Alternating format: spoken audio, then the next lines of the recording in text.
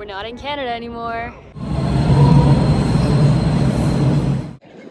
Okay, so I'm currently in the Boston Public Gardens. I did very little research going into this, so we'll see how hard the transit system is to navigate.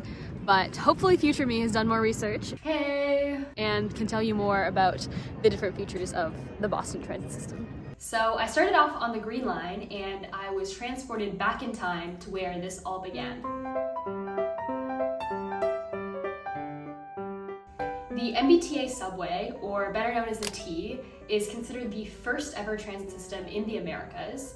It's been running ferries since the 16th century, before cars were even invented, but its first subway opened up on September 1st in 1897 on Tremont Street. It rapidly expanded from there, opening lines that are now part of the Orange and Blue lines before 1910. In 1949, the MTA, which ran the subway at the time, tried to increase fares by levying an exit fare, which meant that people had to pay to leave the subway. The Metropolitan Transit Authority, better known as the MTA, is attempting to levy a burdensome tax on the population in the form of a subway fare increase. Citizens, hear me out. This could happen to you. There's public outcry and even a song made about this guy named Charlie who was trapped in the subway system because he couldn't pay the exit fare. Well, let me tell you of the story of a man named Charlie. Charlie's name lives on. Subway tickets are still called Charlie tickets, but the exit fares were completely removed by 2006. The MBTA went through rapid expansion from 1971 to 1987. And the truly shocking part about this expansion was that funding was diverted from highway projects to public transit. The governor at the time decided that transit was more important than cars, and this happened in America, one of the most car-centric countries in the world. This could have been a huge pivot point for American cities, but the decade after saw a period of neglect for the T. A series of poor decisions and unfortunate events would put the MBTA in massive amounts of debt. But we're not there yet. Let's go back to the present. Currently, Boston has 5 subway lines: the Green Line, the Orange Line, the Blue Line, the Red Line, and the Mattapan Trolley, which connects to the Red Line. It also has the Silver Line, but that's a rapid bus system. The Silver Line is what connects downtown to the Boston Logan Airport, and fares are actually free for travelers on these buses if you start at the airport. Otherwise, fares are $2.40 USD as of fall 2024. Here are the current reduced and monthly fares. There are also commuter rails that connect surrounding areas to Boston's core, but I'm not going to get too deep into those.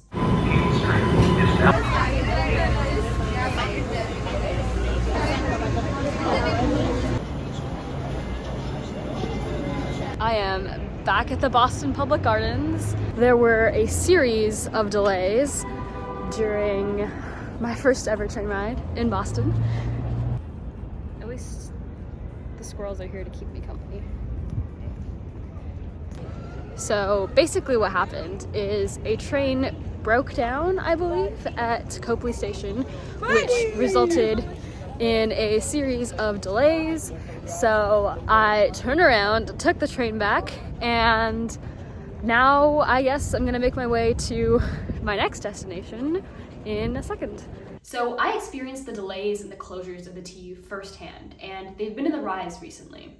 But even more concerning than that are the rise in safety incidents, from trains derailing to catching fire. This timeline is just from 2021 and 2022 alone. But how do we get here, and why is this happening? The next train to Boston College is... In short, it's a money problem, but not one that can be solved just by throwing money at it. I left off the story with the MBTA deep in debt. In the late 1900s and early 2000s, more money was spent on expanding commuter rails that connected wealthy suburbs to the Boston core.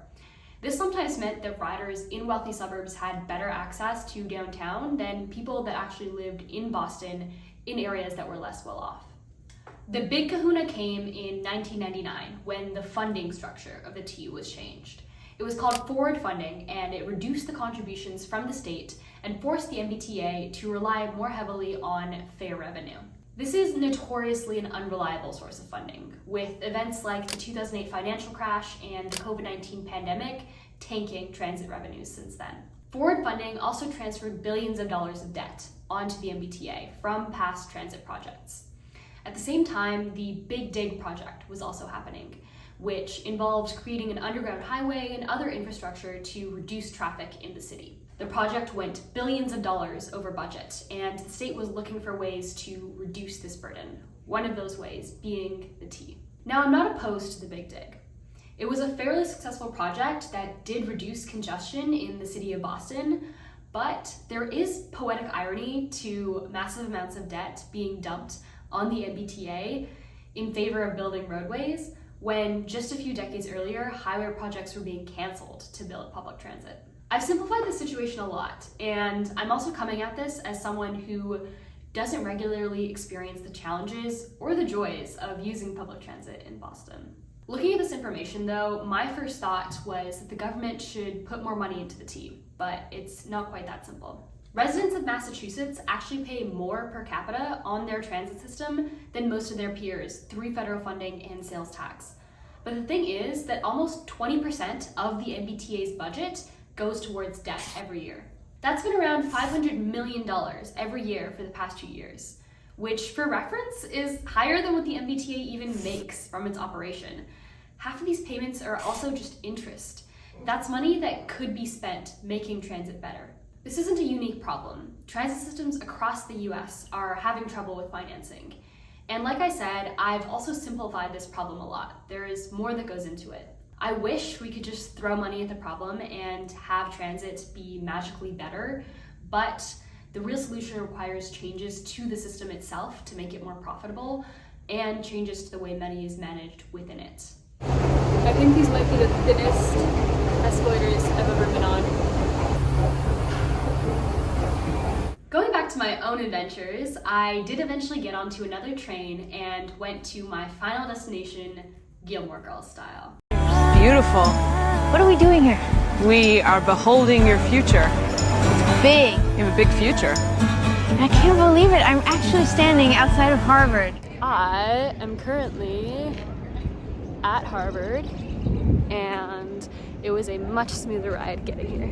I've been putting off making this video for a while, mostly because I was afraid of getting something wrong, especially because I'm not as familiar with American transit, but I've decided to think of this video more as a conversation starter rather than something perfect. So if you see a different narrative or if there's something that I got wrong in this video, let me know in the comments. I've also linked all of my sources in the description, so if you want to learn more, then you can do so. But until next time, bye!